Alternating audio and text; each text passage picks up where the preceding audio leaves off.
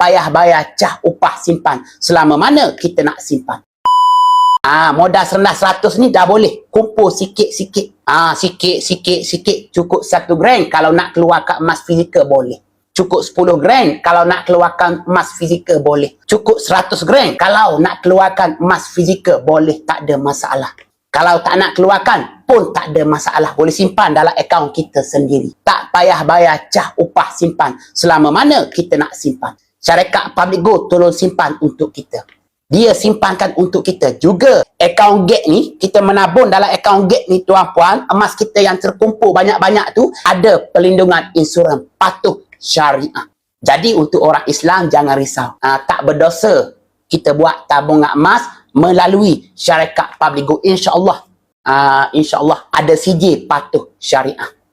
Jadi tuan-puan belum follow lagi saya, boleh follow, boleh tengok konten-konten saya. Boleh terus hubungi saya, biar saya bantu. Yang nak saya bantulah. Yang nak saya bantu, biar saya bantu. Tuan-puan menabung dengan cara yang betul. Buat dengan ilmu.